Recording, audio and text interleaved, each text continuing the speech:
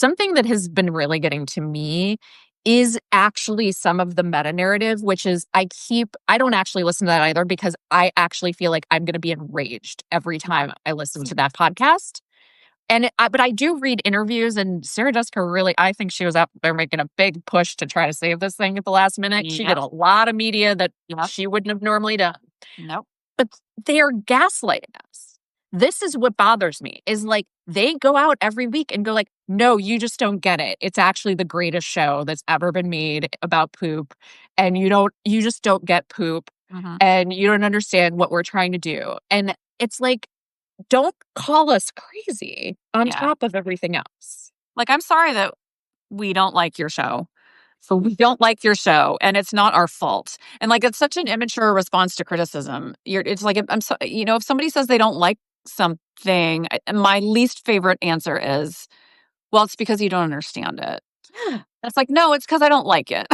Right. I mean, and if they can't like respond to criticism correctly, no one asked you to go on 100 podcasts or whatever and like defend yourself. Just don't say anything then. But like making us feel like these are your fans and you are lucky that that we're all still watching because we have this like weird disorder with this particular show. But I have been thinking a lot about this because it's like, why someone actually even texted me today, like, why am I so sad about this show? Like, not that it's ending, but like, why did that finale make me so sad? And I was like, because they worked very hard once upon a time to make you love these characters, and you then invited them into your head and cared deeply about them. And then they systematically dismantled these characters before your eyes and called it entertainment and said you didn't get it if you didn't like it. They absolutely trashed, I think, any goodwill. I mean, I think, listen, one thing it probably did is it made people want to go back and watch the original series. So they wanted to remember what they liked about the show in general, and they wanted to like leave a better taste in their mouths. So congratulations to everyone who's going to get a streaming residual from that. Great. I guess.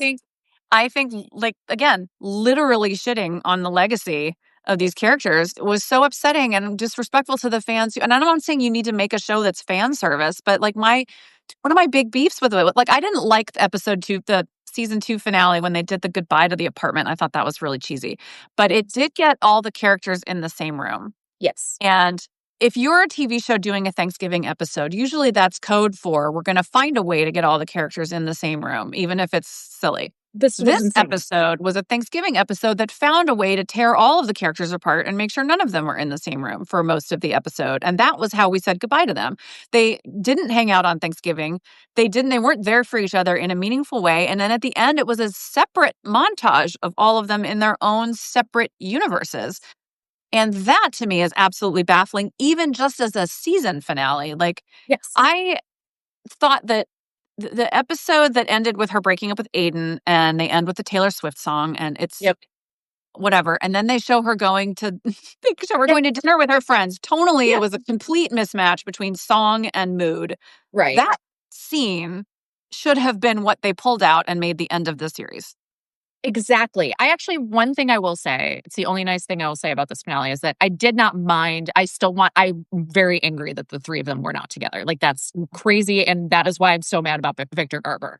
And even honestly, Mia and the like horrible Gen Z friends. I can't even, with how much these people hate 20 to 30-year-olds. I just is like, there one they haven't savaged? It's like, this is such a very lazy common depiction of Gen Z people. They always come in threes, and there's always like some gay kid who just says like a bunch of like pop culture references and doesn't care about other people. And then there's like a weirdly named kid. And then there's like the girl who's on her phone all the time. And it just really bugs me. But like, that's why it's so weird. It's like, if you knew this was a finale, why would you spend so much time with Victor Garber and these people and not put your, like, not show your three main characters together? It's fine if we've given up on SEMA and LTW at this point. I don't care. Yeah, fine. But how do you get Charlotte over to Miranda's apartment when Miranda is not in Miranda's apartment? And Like, they were never there at the same time. I'm like, what are you doing? And there was too much of that this season. They finally got them together to talk. But even when they get them together to talk, they're not giving each other advice for the most part. They're not like, or even really being funny. Like, it's like Charlotte will say this something. Charlotte will say, I feel like this is what Rock would have been in a different lifetime. And Miranda's like, and then they change the subject. And Carrie says, but then Carrie has a problem. Like, my editor had a note on my book and the world is going to end. And they're all like, oh my God, no, what are you going to do? And it's you have to take the note. So like they were in the neighborhood by getting the girls into the room together, but then the fact that they couldn't do it in the finale, like I liked, fine, button your stories, Carrie's happy on her own, blah, blah, blah, blah, but like end it with her running across the street to go into a restaurant to have dinner and drinks with her friends. That's the button. Yeah, you know what? Now, like, this is what always happens when we talk is we start like pitching alternates. Right. But you could have. I did like the dancing alone in the apartment because actually I wanted her to be alone at the end of the first series. Like, I always was a person who was like, I agree. Big does not matter. She should have come back to the city to be with her friends. And her being like, I'm happy being alone in this house finally. And the tutu was cool. Like, that's obviously a callback. That's great. But what if it was just one more scene where they always call each other, but like calls them, texts them, whatever, and says like, I'm in such a good mood or whatever, like however you say it, like, I'm dying to see you too. Can you come over to my new place? Right? Like something to that effect, or running off to like go see them, whatever it is. And it's so infuriating that you wouldn't show them together. I don't think at all in this episode. And it's your this is another piece of evidence where you're like, there's no way this was really your finale. I almost had this suspicion I might be like getting too detective-y now and overblowing it. I wondered if they had you would only need SJ to come back to shoot that final sequence and call it a finale. Yeah. Like, that way you don't, okay, we can't get all of them back. It's too complicated. Fine. We pay her for one more day of work. She's a producer on this. She's been in on these talks. We get her back in the house. She dances around in the tutu.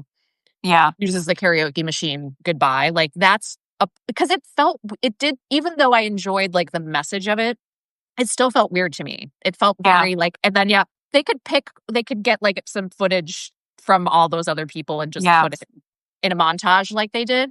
But it's so weird how they like, why that storyline that Harry didn't want to go to Thanksgiving? Like, what is the point? Why wouldn't you just go to the Thanksgiving so everyone can be together? Like, there was no actual point besides the delivery of the horrific line, I'm crisp and ready to bake. Based, I'm sorry. Awful. Like that, like literally his whole story for the last 4 episodes was his dick. Did you think? Didn't you think for a second we were going to have an emotional storyline when he was diagnosed with cancer?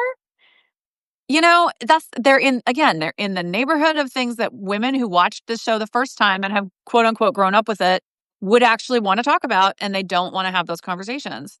So like Charlotte having vertigo sort of came. I still don't understand why they did that. What was that? Charlotte had one scene with was it Susie Essman as the where she was like, oh gosh, I'm still just so sad and I was so scared about my husband.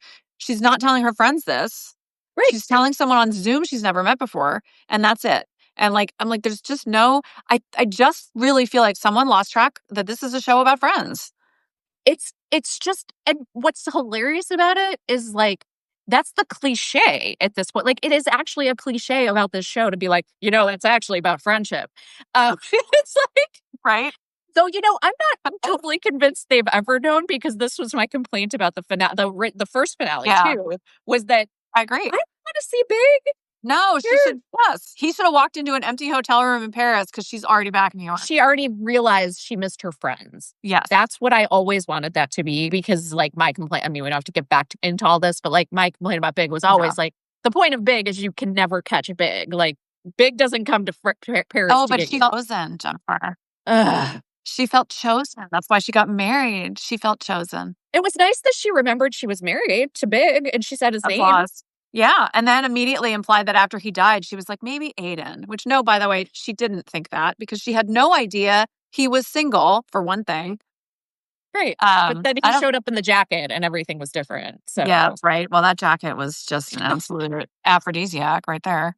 I should like least sexy character from start to finish. Like how to just dismantle. Like this is what I feel like they did. Like they took every single character from the original and they were like, how can we just completely destroy everything good about them? There will be college classes taught someday, or ought to be, on what not to do, and it's going to be this show. And it is such a shame because I didn't always have the same emotional attachment to the first one, but like I was present for it. I even before I had HBO myself, and I still knew who all these characters were. I knew the reference, like it permeated everybody. And it's just and I don't actually think Kim Cattrall being part of this would have changed it. I don't think it would have made it better. I think we just would have been angry at how they wrote Samantha. You're right. I think she was right to stay out of it because I don't think there's a benefit. Now people can say, oh, well, it would have been better with her. It wouldn't have been better with her because the people writing it did it poorly. And I don't know if that's coming from the women or if that's coming from their boss in the writing room, hamstringing them. I have to think it's a combination, unfortunately. Yeah. Just because I think, I don't know. And then I don't know either. I hope they were all handsome. If it was all a dictatorship, I hope they were handsomely paid to get on that writer's podcast and pretend that they were cool with all of it. This is going to be one of the great mysteries of my life. I'm not even lying because, these people knew how to make television once. We have proof. We've seen it. And like, you can have differences. Like, MPK has made some different shows whether you can like or not like. Like, he's certainly a specific and acquired taste. You're either in or not. Yeah. And he can have this kind of like, I don't know what the right word is, but I'm thinking of what's that show he did with the two waitresses? Oh my God, I feel terrible about that. Two Broke Girls. Two Broke Girls. Yeah, I actually kind of enjoyed a lot of it, but like, he, if you see that, you see what his sensibility is. He does like a lowbrow, take on a lot of things. But he knew how to make TV. He knew how to make a character that you loved, even though this is another thing they do all the time with the gaslighting is they run around and say well, just because Carrie's flawed, that's I know. and Men aren't sexism. allowed to react that way. And it's like, maybe nobody should react that way. I'm just saying. She was a real bummer, especially this season. But she was kind of awful this whole series because first it was of course she was grieving, but do you remember how she would be like, well, I'm grieving, so no one else has problems. My husband is dead. Okay, yeah, we know. And it's interesting how she was she was admitting it all the time then. And now next thing you know, she's been with Aiden for 22 years and Big is erased completely. But she did this thing, they had her keep doing this. I noticed it so much because I hate when people do it in real life, where if the friends would be talking and Miranda, I'm never going to be able to recreate what I mean by this, but I think you'll know. Miranda will be like, oh, Joy's dogs, blah, blah, blah. And then Carrie will immediately say speaking of dogs, I have this other problem that I'm going to make a pun about dogs and then just make this into a conversation about me. Yep. I know exactly what you mean.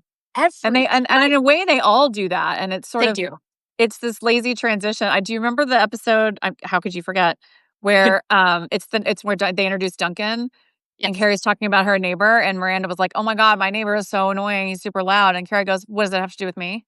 Yes, that was and I was like, oh my God. I actually thought that was just she was reacting and having a conversation. But anyway, there's really insane. You have reminded me of two things we should talk about. Yeah. One, let's talk about Duncan. I hated him. I hated that less than a lot of other things. It felt like, oh, we've introduced a new actual thing, right? And we're doing a thing.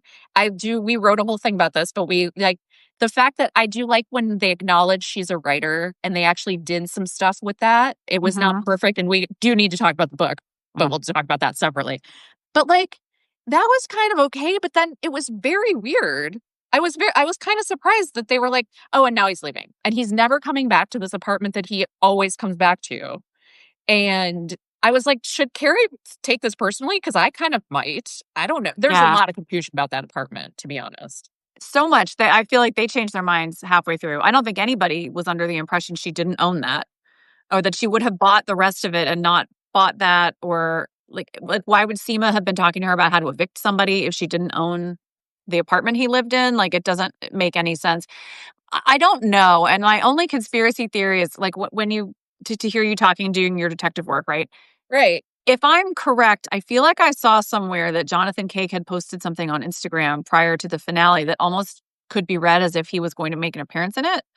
Oh. And it was the one thing that made me wonder if originally maybe he did. And then when they got canceled, they took him out and put her in by herself. And then if you want to spin that out further, maybe they reshot that ending with him to make it more final and more like, now that we've had sex, I'm never coming back. You know that, right? Like, that was wild. That was so weird. Because they You're a genius. this thing. But it's not you, it's me. And I'm just going to go away to England and I'm never coming back. And no one couldn't possibly get from New York to London for a visit. And then you're just like, why? This is yet another one of those where, like, why would you start this at this late in the game if you were going to end soon? Like, why that whole bit where, I mean, we can get into this too, but like where they go to the publishing party. One of my, I always love a good publishing party. A good publishing party at a hip nightclub or whatever the hell that was. Yeah. Exactly the kind of thing I do all the time as an author. Oh, for sure. We're never not at a publishing party. That looks like that. That isn't like in a sticky basement. Right? Oh, God. Yeah. With warm white wine. Like that's what a publishing party is. I'm sorry to tell everyone. But when they go to this publishing party, like they walk in and they set up this whole thing that his editor is his ex-wife. Yeah. So like that's supposed to be a like, oh, that's intriguing. That's going to come up later. And she also then says like, to Carrie, and gives her a card and says, if you ever need a publisher, which is a wild thing to say, but whatever. Like, I'm a British publisher, call me, like, whatever. Yeah. But still, it implied, like, a future where, maybe she goes to England to see him and also gets this publishing, or she goes to do the publishing deal and then she gets to see him. Like, you can see that they're working the stuff out. And I was actually a little more invested in him than I was in Aiden, for sure. Well, Aiden was such a gross disaster. I didn't hate Duncan. That's a low bar. And I sort of wish it had been a different situation where maybe that Duncan storyline could have played out as it did, but maybe with a little less praise for the novel. But that she was dating other people. So she was in and out with other people, but had this guy living in her basement that she was sort of had a thing with. I think that would have been a lot more effective because the way it played out, it really feels like she's pathological about like she can't be alone and so she ends this long-term relationship and immediately jumps into this other one that she kind of had on the back burner. Right. But she, as soon as she was done with Big, she basically like looked backward at Aiden to try to see if maybe she could bring that in. So that like and there was like, there's so much therapizing that needed to get done that she sort of halfway got to at the end. Yeah. And then Charlotte was like, oh, which was another note. That's Miranda. Miranda. But I actually ended up I thought Duncan was pretty good. But I think they slowly ruined him again, as they do with everything, because they made him too effusive. Yep. They made like he gave her no notes that were of value. Yes. She had like notes on his book, but he didn't have any notes on hers.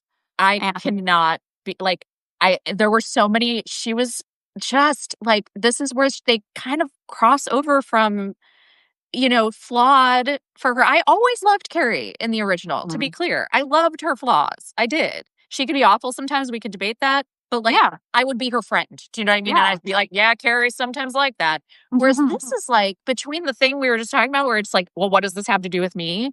And then like this, everything was just like, oh, she just waltzes in and writes a novel. She's never written a novel before. Apparently she just clocks it out. Yeah. No problem in like no outline. She just kind of writes whatever she feels like. It's great. Her prose is fluid. It's surprising. No, it's not. No. Is it surprising? No. And it was so bad, that book. The snippets that we heard, obviously, were so awful. The rest are great. That's the thing, is you just don't know, because like everything we didn't hear, she actually has a name. Yeah. Her name is Shirley. But like, oh my God, this is actually a really good question. What is the woman's name? Oh my God, it's probably like Persephone. Yep. Something very long and sort of dated and a little pretentious. And like, I guess I was Apologies if your name is Persephone. I was told that, like, when I was talking about this and I saw it later, that like Props actually did a really nice job. It's like, if you looked really close at her desk, you would actually see like books about New York history, for instance, that she was like looking to write her historical fiction. Again, I'm real skeptical that this was summer in the city and then it ended in Thanksgiving, which is weird, but whatever. That let's just say like that just means June, July, August, September, October. Like she wrote that in 5 months. She With didn't have to do research. with research. She didn't have to do any revisions. And Mm-mm. then that kind of fun, but also very infuriating because of Carrie conversation that they had where it was like talking about fiction versus non. Mhm. And she was all like, I know it was supposed to be like playful flirting a little bit, but she was like, oh, it's just so easy for you because your plots are written. I was like, girl, first of all, this is your first fiction ever. Yeah. You wrote 7 other books of nonfiction, and you're going to, and I know hers is different because her plots were really given to her. She didn't have to do any research even. Right. And then she's giving notes to this man who's clearly like a Ron Chernow type, like who does immense research over years to and he's write. like, I And then can't she's like, get inside the head of a woman. I need a woman's perspective. And I'm like, no, I none of it made sense. And the idea that they were trading chapters back and forth as they wrote them also just to me was like, what as a even is writer, I this? was like, I don't want to and do any of this. I'm never going to finish this book if you're picking apart my chapters like second to second. Like I need to write the whole thing, and then you can tell me what you think. Or at least Exactly. half of it. I would have been so mad if that woman, I guess he asked her to do it, but like if she sat across from me like that and was like, actually, I don't think you know what Margaret Thatcher was really thinking when she was 10. And I was like, I'm pretty sure he does. And there's like a moment where you think maybe it'll go there, and then Aiden knocks on the door because he has to ruin everything. Right. But like, I think that some of it is like Carrie used to struggle. Yeah. And they seemed allergic to making her struggle with anything other than, I guess, losing big and being kind of an asshole about it for 10 episodes or whatever. Like she was in grief, whatever, but nothing's hard for her. No, like, no. And nothing blows back on her. And it reminds me of that scene where in When Harry Met Sally, when he's like, nothing ever affects you. And eventually, obviously, she loses her shit. And I was like, we never had that moment with Carrie where she kind of lost her shit because it was all an illusion. So it's like, could we not have seen her struggle then? Could we not have? We've talked about the money before and how they could have done that differently. But like, she could have struggled with fiction. She could have, I don't know, she could have struggled with research. She could have done an episode where she was in the library all the time researching, and there was a hot guy at the library that she was like making eyes at across the stacks or something. Like there were like a lot of opportunities there to show her trying to do something that is a change of life, sort of change of like a pivot that again would have been relatable. But, and I understand why everybody, people who don't actually look at the names of the writers are like, this is just written by young people who don't get it. And I'm like, no, it's written by women in this demographic who somehow don't get it. I don't understand this. And like, honestly, it became truly pathological seeming when they were talking. What I've said is like, it almost feels like the writers are over-identifying with Carrie to the point where like it's upsetting to them to think of someone criticizing her writing. They're acting almost like Carrie's like a real person who's writing, and we like can't upset her because it is truly insane that she got to give him any notes and that he was like, you're brilliant. I was like, does this man, maybe he literally has never read fiction and he just like thought he invented it. I don't know. Or it would have been great if he turned out to be some sort of psychopath. Because he was just like, all of a sudden, he hated her. And then all of a sudden, he was like tongue baby. I know. Or if it was like that he was only interested when he thought he could like fuck around competing with Aiden. And then once Aiden left and he scored the prize, he was like, yeah, you know what? I'm going back to London now. That would have been kind of funny, to be honest. Like I would have enjoyed that at this point. But yeah, I sort of feel like there should have been some struggle. There should have been some flop. There should have been some failure because there can be no triumph for her without it. And so I just never felt, any roller coaster. And she seemed half asleep the whole season. Oh my God. Sour-faced and unpleasant. And there was one scene, not even one scene, 1 second where she seemed kind of like the old Carrie energy. And it was that throwaway moment where she's telling Victor Garber at the play that she was like trying to get out of detention for smoking. And like the way she did that and like kind of held her body, I was like, that's Carrie from 25 years ago. And like, she doesn't feel like that all the time, but like, it was the one moment she woke up. And then the whole rest of the time, she was like, the whole time. That's the other reason that I think I overly responded to the like final scene, final sequence of her kind of dancing alone is because I actually thought she seemed really happy. Yeah. And I was like, I love seeing this. And it It's so strange, and I really am never gonna get over, like, Duncan just, like, constantly being like, "Your book is amazing," and how interesting would it have been if it was like, "Oh, they kind of are into each other, but also," and, I mean, it would have triggered her, like, memories of Burger, Yeah. right? Yeah. Like, it would be it's weird that that didn't come up at all, like, she could have at least said to her friends, like, "Oh, I'm worried because I have this Yeah. critiquing relationship with this guy, and the last time I critiqued a guy's book, Yeah. blah, blah, blah." Would have been a great I feel like there's no attention to detail. No. As you noted, the set decorators, props, all those people paid a lot of attention to that apartment Yep. to what end, really? But there was a lot of little, and they like go to all the trouble to hire the same actress to deny Seema's loan, who denied Yep. Carrie's loan, but there's huge things they refuse to pay attention to. Like, I'm sorry, no, it was Lisa Todd Wexley's stepfather who died the first time, and it's like, Give me a really? break. No, it wasn't. Come on. I mean, I guess that one I'll give him. Like, I wouldn't want to admit that either. If I had like, it's terrible, and I wouldn't have wanted to admit it. It is pretty But embarrassing. yes, and it's funny to me that it really came up this time, and I don't remember anyone talking about it when he came back to life in season 2. I didn't even remember. Not that I'm so special, but I was recapping the show, and it had gone in and out of my head. Same.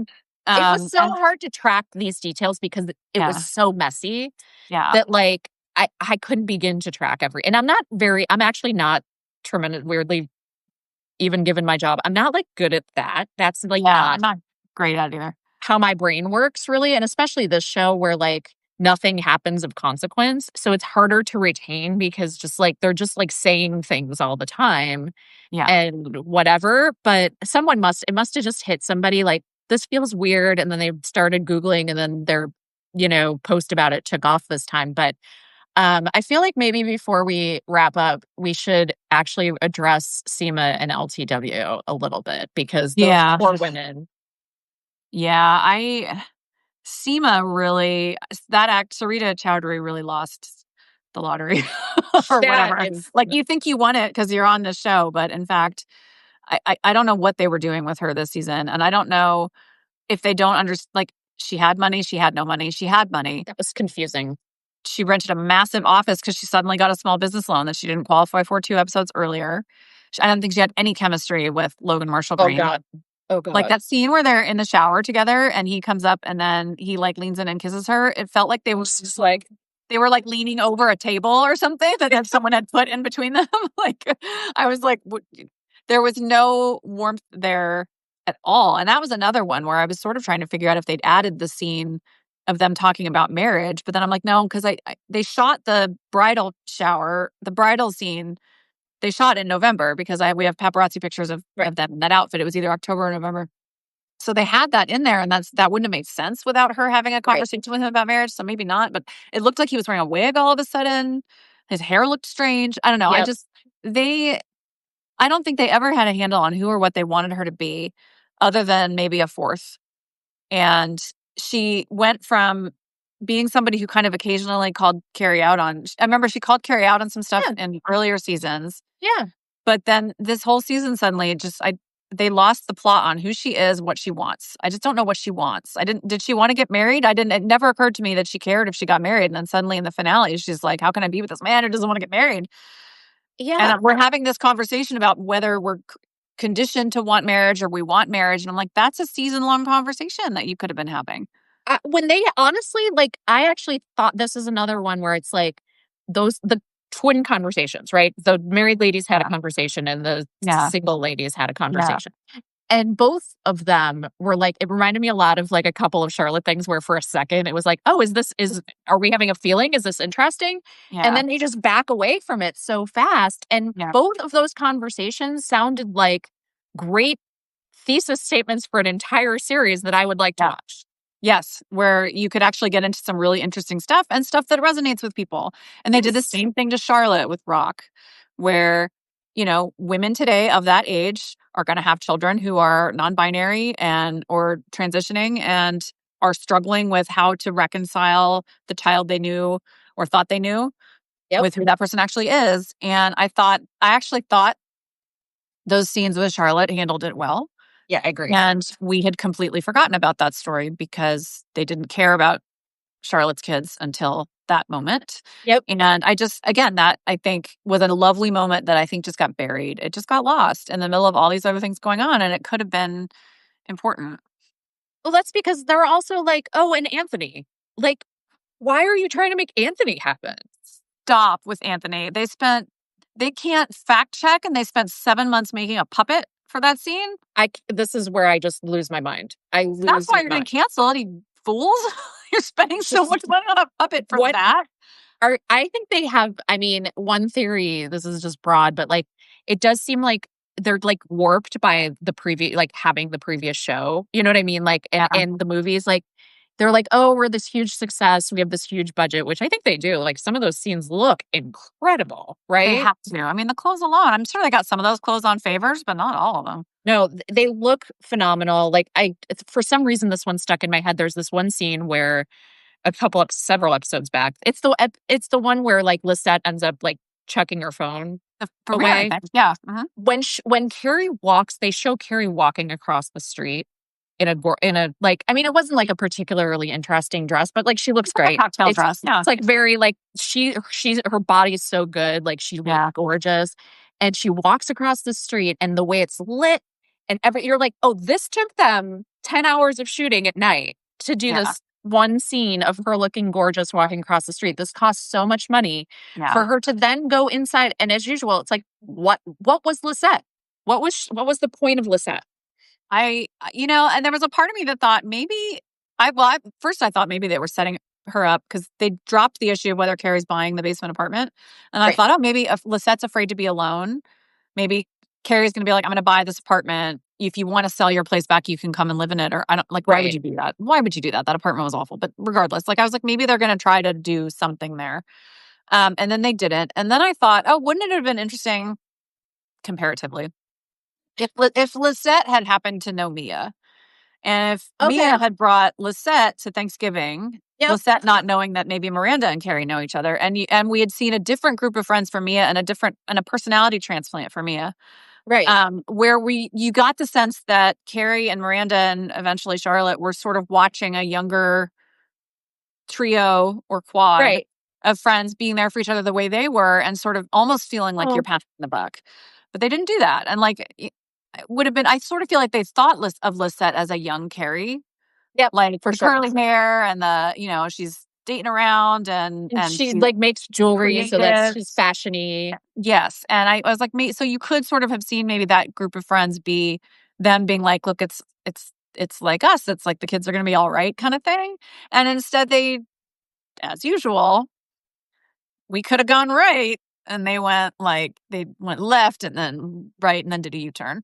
I love this. Now you just painted a whole picture of like what this episode should have been, which is, you're right. It should have, whether it even involved Lisette or not. What if it was just like, oh, this girl brought her 3 friends, or 2 if you want to do 2, because that's a lot of people to handle, and we're pretending, and we're down Samantha. Yeah, exactly.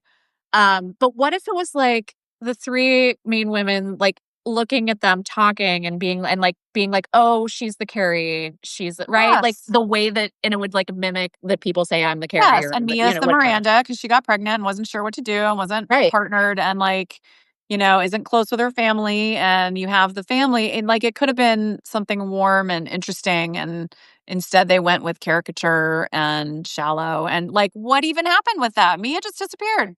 Brady just disappeared. Nobody said anything nice to her. She didn't say anything nice to anybody. Brady seems to hate her. Like, the main point seems to be that Epcot pooped. Epcot pooped, and that whole scene was so that Epcot could poop, and they could. And I want you to know they took pains to explain on the podcast apparently that it was not real poop. Well, great. So their props department also spent a lot of time on photorealistic poop. Congratulations to Cynthia Nixon that she didn't have to sit in real poop. Great. If I can be a little disgusting for a second, I won't be as specific as I could be, but it also did not look like the poop I would imagine I would see if somebody had been struggling to digest French cheese. So I was like, it's not even really... Okay. I mean, I guess this is better for Miranda, but I don't know if I really think definitely is. I think we just have bad plumbing. I'm sorry. Yeah. if we're getting into this level, I would say you're right. It looked like actually a healthy poop. Yeah, I was like, congrats to that person. That person can totally go ahead and eat more cheese. They're having a lot of fiber. It's all good. Like, it's going just fine for them. So I don't really know what the problem was. But I, I cannot. The thing is, like, the lingering image of this entire finale for me is going to be that poop. I was sitting there actually being like, please don't show me. Please don't show me. Like, I don't. Why did you even you don't have to show it. Like, you could have Victor Garber come out and be like, I'm so embarrassed. Like, show it, show the water rising. Yeah. That's like scary. It is the worst feeling. Yeah. And he's going, no, no, no, no, no. And then he comes, I mean, if we have to do any of this at all, I would say that's like, the way to do it. I would pitch, let's not show the poop. Let's just like have him come out and be like, oh my God, that is the final straw for me. I'm now leaving this Thanksgiving and I'm going to stop hitting on Carrie. Like, it also, just side note, we saw 2 separate men peeing on screen. And I held my breath because I was afraid we were going to see just the tip on at least one of them. And I'm grateful we did not. At least if we did, I'm not going to pause it and look. I don't want to. But yeah, it was 2 men peeing and then like a poop eruption. I had already written in my notes, like, before the poop thing, I had written why so much peeing. Yeah.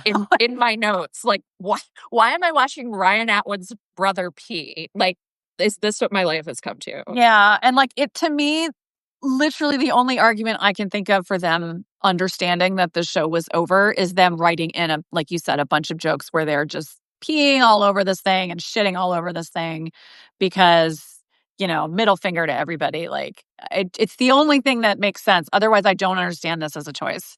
I just don't. It's such a crazy choice. And but it opens the door for everyone to be like, the shitty ending of, and just like that, or like, it's hard not to make that joke because you're like, Cynthia freaking Nixon, who has done some great work in her time. An outstanding part of the Gilded Age also on HBO. How different could that have been? She's like doing certain things in the 1800s and then she's on her knees scrubbing up not Victor Garber's poop on the show. Do you think her character in the Gilded Age has met the woman? The woman. I think I'm trying to remember when the woman is. The woman, she could be the woman. So I think the woman was 1846, right? And the Gilded Age is in the 1870. Like they're not. I feel like it's around the same time for sure. Like, she could be the woman. She is the woman. Oh my God, did we crack it? Is it actually the most brilliant TV show? And we just didn't understand it until now. Well, yeah. I mean, I think it's pretty clear that we're Philistines and like it's our own fault that we've denied ourselves the intellectual pleasures of And Just Like That, which were all there for us. We just couldn't find them. God. I guess we should wrap up. I just get so sad. I do too. And I'm like, so my question for you is, like, obviously there's been all kinds of crazy stories. Everybody's, I think eventually, like, talk to me when Deadline or Hollywood Reporter or Variety gets like a behind the scenes dish sesh going. I need this so bad. I don't know. Or like a tell-all book, but I don't know if I'm on board with Page Six and I think the Daily Mail is full of it. Yeah. But like there have been, and Radar, and like there have been a bunch of rumors that I don't really buy about them Sarah Jessica Parker being furious and wanting to shop this around one more time. Yep. And to me, that seems like a losing proposition. But having seen the finale, I can sort of understand why. I'm surprised she even participated in it, to be totally honest. But she doesn't watch the show, so she doesn't, She didn't see that. I'm wondering, sidebar, I'm curious how long the conversation was in the edit bay about, like, is it better with the poop or without the poop? And then somebody was like, we paid a lot of money for that poop. We paid for that poop. Like, somebody took like a day to do that. But my question for you is, do you think that this will ever come back? Or is this all she wrote? I'm really scared that it will. There's this, we've been talking about this throughout, which is like, there's this obstinance to their current posture that feels a little, I mean, the thing is that most people would have to be on board. So if one bails at this point, you're going to start to see it fall apart. So maybe there will be one voice of reason in the room that will just be like, or maybe it's, Sarah Jessica Parker's like, no, it's just me this time. Right. I mean, I could totally see that. But maybe she like moves to London and takes up with Duncan and his editor wife or whatever. But you would have to have something like that to make it at all watchable, I feel like, at this point. But it's like, I guess what I've seen is this pattern of like, so they did the movie because they wanted to do the first one. They did the movie because they were like, we will be rich if we do this. Let's do it. Mm-hmm. But then, I mean, there was a little sense of like, oh, we have unfinished business from the first finale. And then they do the first movie and the second movie. And then there was a real sense, I know this, that the second movie, because you remember how horrible it was. Oh. It was bad. But you know what? I might go watch it now. At this point, like, it probably would look great. But there was genuinely a sense about the second movie of like, we need to sort of have a do-over a little bit. So I think that was part of, because they really wanted to do a third movie. Right. And the third movie was going to be Big Dies. Yeah. And so that third movie turned into, well, it's the streaming age. HBO needs something to put on their new, like it was when they were like going into streaming and it was just going to be on streaming and like, that'll be cool. And then I don't think they had more ideas. And so that's why this thing spun out this way. I'm worried that they kind of know that how much everyone hated this and that there's still going to be this and the unfinished business that we've talked about in this finale that it wasn't really supposed to be. So I'm worried that they're going to get real stubborn and be like, we're gonna show everybody, and like also like a little bit of, if she is upset with HBO, like we're gonna show HBO kind of like we're gonna be on Hulu now or whatever. Yeah. And I wouldn't put it past some of the streamers. Like, streamers want to make a splash. Yeah, I'm curious which one's willing to invest in it enough that they would agree to do it, but they're willing to take the bad. Like, who doesn't care if the show sucks, but they just get talk? Like, what streaming is that? Like, Roku? That's my question. Is it going to be? Is it just going to end up on like Pluto TV or like something like that you've never heard of? Suddenly, there's a photo of Sarah Jessica Parker going to lunch with Lauren Sanchez, and suddenly it's on Prime Video. Like, I mean, she's got a heart. She's the Samantha. Yeah, I kind of worry about this stuff because there's just something about this stubborn attitude this time that has made me genuinely nervous in reading these reports. And I was like, oh, I could see this if they're like, because they're just still trying to prove that this was a great show. Yeah. And that everybody just needs to like, and it's like, how long? Like, I was giving it a lot of grace for various reasons. Yes. It's like every little nugget of hope you would see, I'd be like, no, it's turning around now.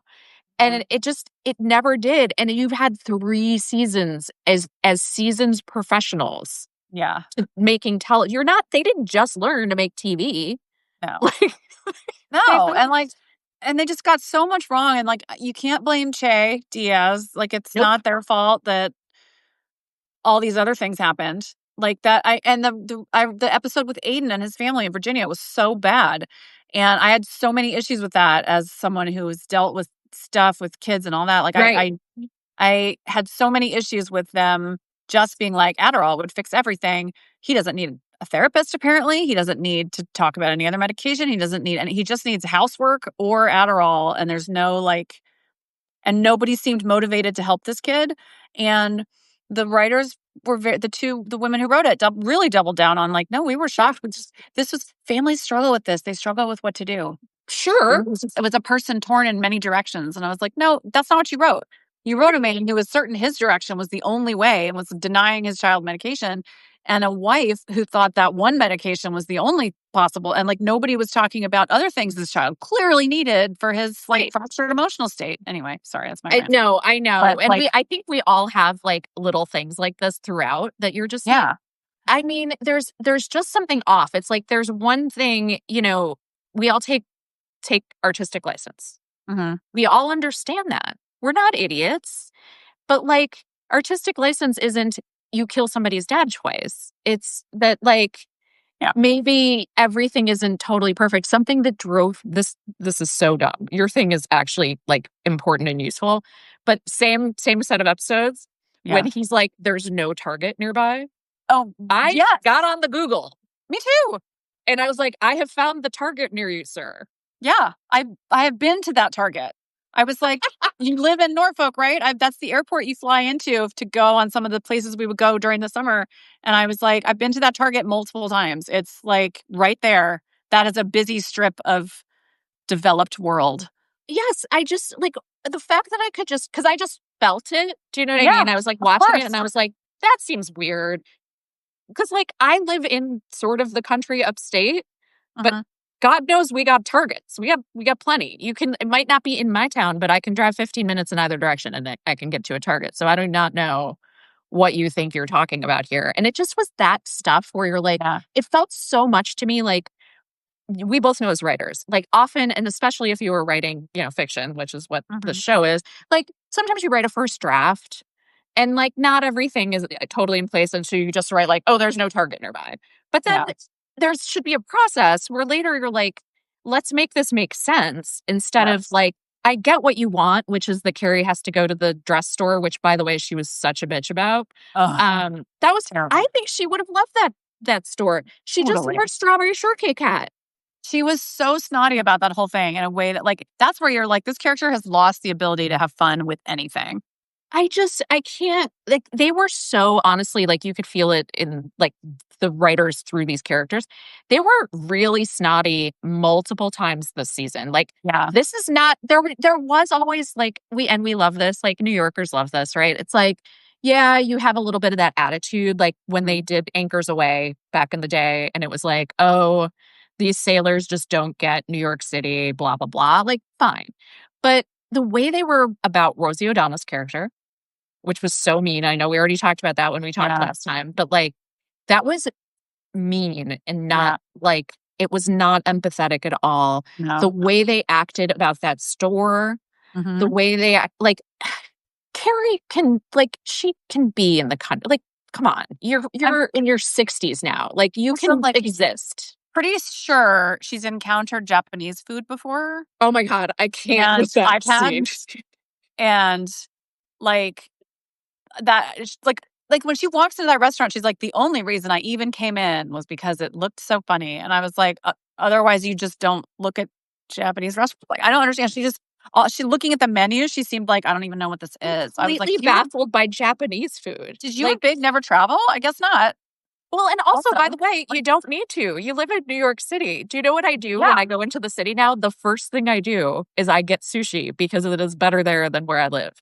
Like, it is a known thing. They have a lot of Japanese food in that city. And that's crazy. There's no internal logic. There's no external logic. There's just no, like, it just feels like no care for your craft. And it's, like I said, it's a college course. Like the fact that we can't have a short conversation about this. Yeah. And that I don't want to have a short, like, there's so much you can pull apart. That's like, that didn't make sense. That didn't make sense.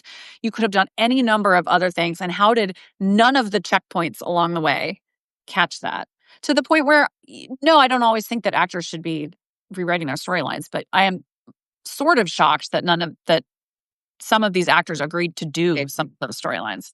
I completely agree. Like, I was shocked that they did that finale. I really was. Like, I would have rather read a story about everyone pitching a diva fit and refusing to do it. Yes, because I would have understood Victor that. Garber should have put a stop to it. Yes, he should have. He did not survive Arvin Sloane. Well, I guess he did. Spoiler, he may not have, but he did not save the world from Arvin Sloane for this. Oh, I think it's just that we take this show personally, and it is really insulting. And I think the reason that we then have to do this like therapeutic breakdown is because we're constantly looking at each other and being like, I'm not the crazy one, right? Yes.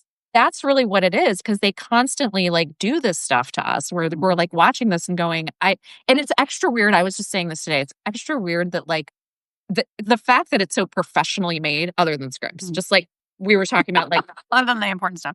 Props is making the poop look great. Like they're putting the New York history books out for Carrie. Like costumes is doing what it does, but like, and you can debate it, but like they're doing what they're supposed to do. Work is doing done. Stuff. And all the lighting, it looks gorgeous. So there's something extra bizarre about like watching an incredibly well-made, in certain aspects, show. You just don't see bad shows have this big a budget except for The Morning Show. The Morning Show is also like, I actually stopped finally, but for a while I did watch it. I did hate watch that because it's like very weird to see very good, competent people just saying stuff where you're like, did you read the script? Yeah. And this is really similar. And I can't figure out, I think there's some disconnect that we are not going to understand as people who do not make TV. Yeah. There's something going on here. I do think we've definitely got like a very experienced showrunner with strong opinions who has a lot of power now. Yeah. And I do think that that's part of this issue is like he probably was told no more at a certain, and we see this happen sometimes in careers, right? Where you can tell, like we often see it with like celebrities too, where you're like, is no one telling them? Like, right. And you're like, is it just easier to be like, yeah, sure, we'll put in the puppet scene, fine. Like I don't, because you sort of think it's a big machine. Is it fair to blame one person? But I'm like, unfortunately, you were at the top of the pyramid. And you're claiming ownership of this last episode. You said it was the finale when you wrote it. You said that you did it, and like, so you owned this turd. And that's what you gave us. Exactly. And I just think that whole thing speaks to everything we've been saying in general. It's like, why do you keep lying to us? Why do it's like, we have enough of that in like our government and our lives right now without having like our favorite franchise gaslight us. Yes. And, that's what it reminds me of that a little almost, where you're just like, why are you just, like you said, I don't understand why you wouldn't just say like, no, and be like, fine, be indignant. Be like, ugh, we're mad at HBO because they canceled us. Yeah. And like, just say that. Everybody fire up, fans. Like, people might have actually done that. They still might if they're mad enough. But I think at this point, we're all kind of done. I think we're just exhausted. We're done. We've given you everything we have, and we tried, and you didn't care, seemingly, and it's done now. And let's just like get out of this without any more shame. I mean, I like someone asked, I did a couple interviews about this because I wrote a book about it. And I so all of them asked, like, what's the legacy? Someone asked, like, what's the legacy of all of this together? And I was like, honestly, they're like, I guess the legacy of this show is actually whatever, we're going to analyze this later. Like, whatever weird voodoo happened. This was not exactly hate watching. It was like something special. It was like we all felt like we all felt something prescriptive. Like, I think we could have, like, we all felt like we could have fixed it. Yep. Everybody who critiques the show has an idea for what they would have done instead. And you just think, are they finally going to get there? Because it seems so clear.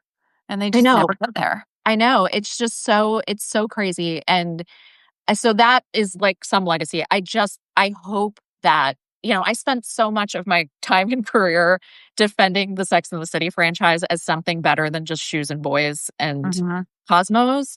And this makes it very hard to say that, and it's like, I hope people remember that the original was truly great, not perfect, but great. Yeah. And that it really, like, people probably can't even see it now, but like they did something really big with that show. Like, and that's the point. I think this is the problem with reboots is that, you come from a time, and that show had something absolutely vital to add to the conversation at the time that it did it. It turned single women from Bridget Jones into Carrie Bradshaw. Yeah. And like, I love Bridget Jones, but like, remember how she had to be, there was an empowerment to it. Yeah. Yeah. She had to be like pratfally and whatever, because it's not too scary if she's always like falling down. And, they changed it overnight into this like beautiful, glamorous thing that everyone wanted to do. Everyone wanted to be a single professional woman in New York City all of a sudden. And it was big, and they talked about sex, and they did all these things. And I don't know what this was. I don't think it had a thesis. It didn't. And they kept saying, oh, well, it's a show for older women. But if it was, they would have done any number of different things. And I just, again, it is possible that maybe the legacy of this show will be that everybody realized how the first 6 seasons of Sex and the City were lightning in a bottle. Unfortunately, the movies had already kind of taught us that.